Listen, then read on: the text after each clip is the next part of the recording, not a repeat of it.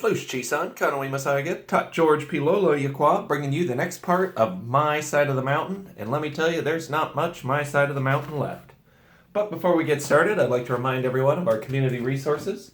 If you need help with food, you can reach out to the food pantry at 503-879-FOOD. If you need other kinds of help, you can reach out to the support line at 503-879-HELP.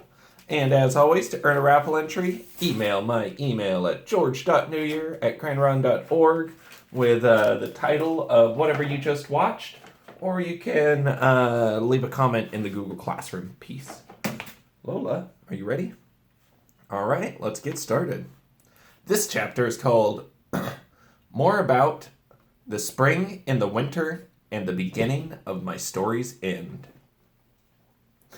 The owl had broken the spell of winter.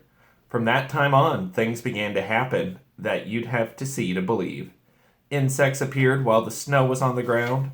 Birds built nests. Raccoons mated. Foxes called to each other, seeking again their lifelong mates. At the end of February, the sap began to run in the maple trees. I tapped some trees and boiled the sap to syrup. It takes an awful lot of sap to make 1 cup of syrup. I discovered 32 cups, to be exact. It's like 8 gallons. Maybe not 8 gallons. 4 gallons. I'm bad at math. All of this, and I was still in my winter fur-lined underwear. 1 or 2 birds returned. The ferns by the protected spring unrolled, very slowly, but they did. Then the activity gathered momentum, and before I was aware of the change, there were skunk cabbages poking their funny blooms above the snow in the marsh. I picked some and cooked them, but they aren't any good. A skunk cabbage is a skunk cabbage. From my meadow, I could see the valleys turning green. My mountain was still snow-capped, so I walked into the valleys almost every day to scout them for edible plants. Frightful rode down with me on my shoulder. She knew even better than I that the season had changed, and she watched the sky like radar. No life traveled that sky world unnoticed by Frightful. I thought she wanted to be free and seek a mate, but I could not let her. I still depended upon her talents and company. Furthermore, she was different, and if I did let her go, she probably would have been killed by another female, for Frightful had no territory other than the hemlock patch, and her hunting instincts had been trained for man. She was a captive, not a wild bird, and that is almost another kind of bird. One day I was in the valley digging tubers and collecting tiny, new dandelion shoots when Frightful saw another duck hawk and flew from my shoulder like a bolt, pulling the leash from my hand as she went. "Frightful!" I called. "You can't leave me now!" I whistled, held out a piece of meat, and hoped she would not get her leash caught in a treetop. She hovered above my head, looked at the falcon, then at my hand, folded her wings, and dropped 2 of my fist. Let's see. "I saw that," a voice said. I spun around. Oh, it's a young man. "I saw that," a voice said. I spun around to see a young man about my own age shivering at the edge of the woods. "You're the wild boy, aren't you?" I was so astonished to see a human being in all this cold, thawing silence that I just stood and looked at him. When I gathered my wits, I replied, "No, I'm just a citizen." "Ah, gee," he said with disappointment. Then he gave in to the cold and shivered until the twigs around him rattled. He stepped forward. "Well, anyway, I'm Matt Spell. I work after the school on the Poughkeepsie New Yorker, a newspaper. I read all the stories about the wild boy who lives in the Catskills, and I thought that if I found him and got a good story, I might be a good reporter. Have you ever run across him? Is there such a boy?" It's all nonsense," I said as I gathered some dry wood and piled it near the edge of the woods. I lit it swiftly, hoping he would not notice the flint and steel. He was so cold and so glad to see the flames that he said nothing.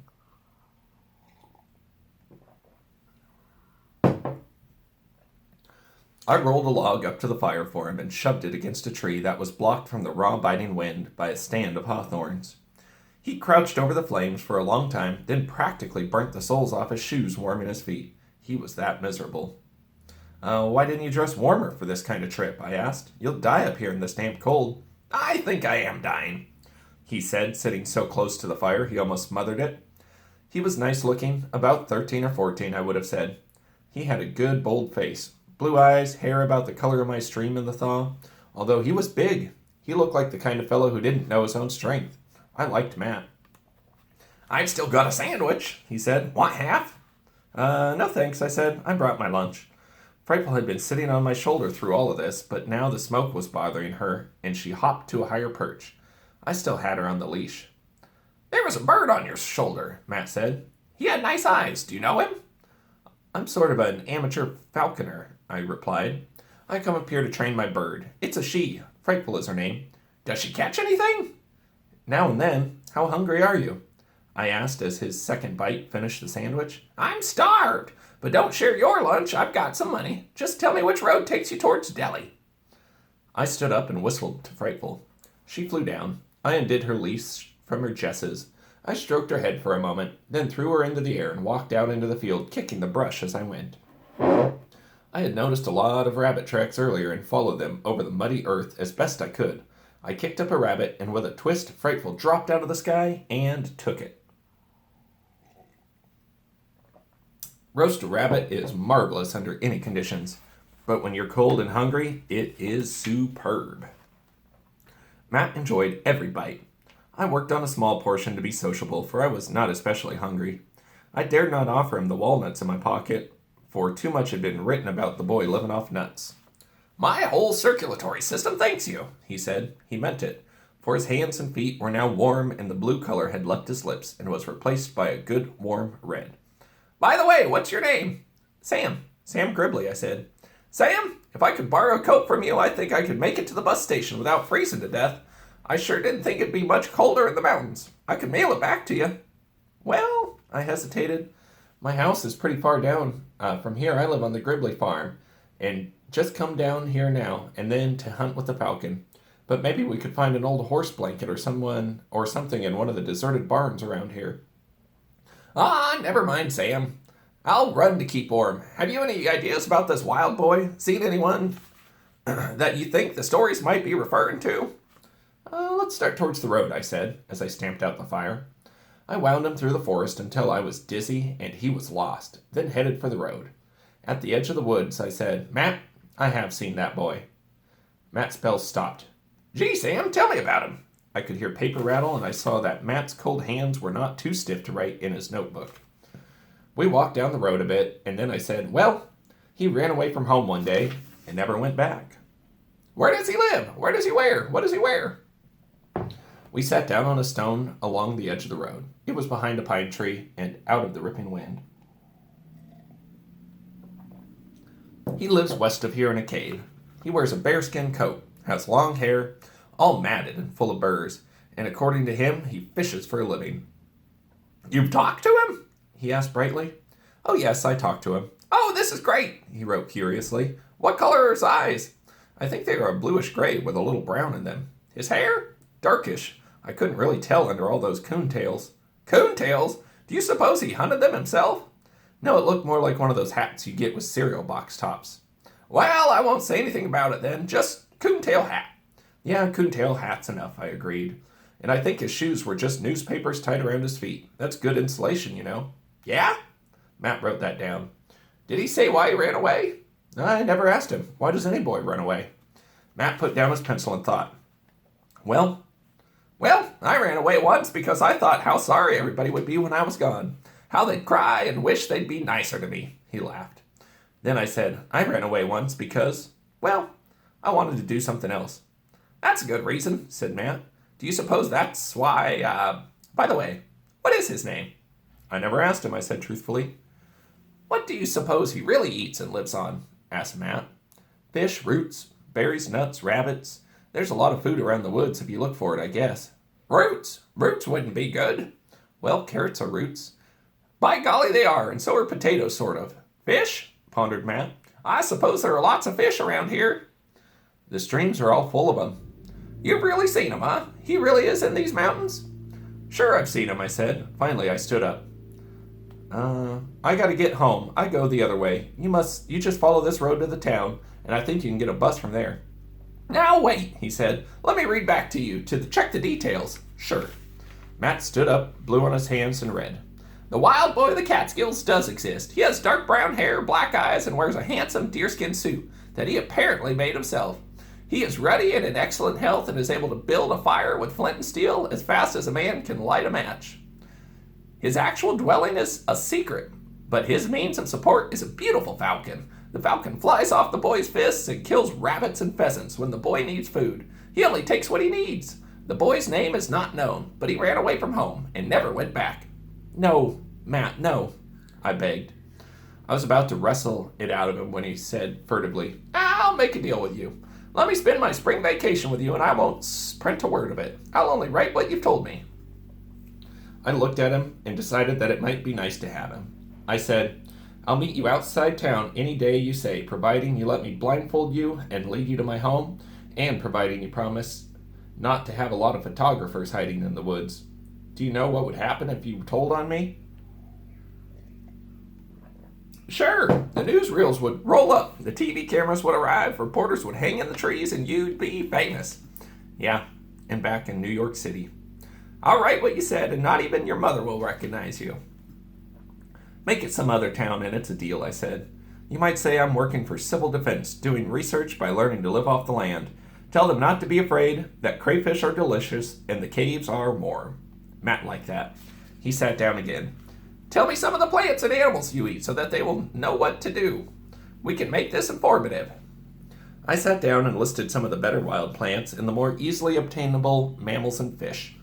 I gave them a few good recipes and told them that I didn't recommend anyone trying to live off the land unless they liked oysters and spinach. Matt liked that. He wrote and wrote. Finally he said, My hands are cold, I better go. But I'll see you on the April 12th at 3:30 outside of town, okay? And just to prove that I am a man of my word, I'll bring you a copy of what I write. Well, you better not give me away. I have a scout in civilization who follows all these stories. We shook hands, and he departed at a brisk pace. I returned to my patch on the mountain, talking to myself all the way. I talk to myself a lot, but everyone does. The human being, even in the midst of people, spends 9/10 of the time alone with the private voices in his own head. Living alone on a mountain is not much different, except that your speaking voice gets rusty. I talked inside my head all the way home, thinking of schemes, holding conversations with Bando and Dad and Matt Spell. I worded the article for Matt after discussing it with Bando and made it sound very convincing without giving myself up. I kind of wanted to write it down and send it to Matt, but I didn't. I entered my tree, tied Frightful to the bedpost, and there was Jesse Coon James. It had been months since I'd seen him. He was curled up on my bed asleep. A turtle shell that had been full of cracked walnuts was empty beside him. He awoke, jumped to the floor, and walked slowly between my legs and out the door. I had the feeling Jesse was hoping I had departed for good and that he could have my den. He was a comfort-loving creature. I was bigger and my hands were freer than his, so he conceded me the den. I watched him climb over the Baron's Rock and shimmy up a hemlock. He moved heavily into the limbs, and it occurred to me that Jessie was a she-Jessie, not a he-Jessie. What's up, Lola? I cooked supper and then sat down by my little fire and called a forum. It is very sociable inside my head, and I have perfected the art of getting a lot of people arguing in silence, or in a forum as I prefer to call it. I can get 4 people all talking at once, and a 5th can be present, but generally I can't get him to talk. Usually these forums discuss such things as storm, and whether or not it is coming, how to make a spring suit, and how to enlarge my house without destroying the life in the tree. Tonight, however, they discussed what to do about Matt's spell. Dad kept telling me to go right down to the city and make sure he published nothing, not even a made-up story. Bando said, no, it's all right, he still doesn't know where you live. And then Matt walked into the conversation and said he wanted to spend his spring vacation with me, and that he promised not to do anything untoward. Matt kept using untoward. I don't know where he got that expression, but he liked it, and he kept using it. And that's how I knew Matt was speaking. Everything was untoward. That night, I fell asleep with all these people discussing the possibility of my being found and hauled back to the city. Suddenly, Frightful broke into the conversation. She said, "Don't let that Matt come up here. He eats too much." I didn't know that was Frightful's voice. That was the first time that Frightful had ever talked in a forum. I was delighted, for I was always sure she had more to say than a few cries. She had not missed Matt's appetite. The forum dissolved in a good humor, and everyone being delighted with Frightful. I lifted my head to look back at her. She had her beak and her feathers on her back and was sound asleep. She spoke in my head, however. You really want to be found, or you would not have told Matt all you did. I like you better when you didn't talk, I said, pulled the deer hide over me, and fell into a deep sleep. All right, guys. 2 more chapters left, so Kabakawa Ugu chapter, and Lola and I are going to be signing out. Wawa afki, Lola. Afki. All right, guys, we'll see you tomorrow, and don't forget to check out the other books and poems, and to like and subscribe and all that stuff. Afki, Pasalda.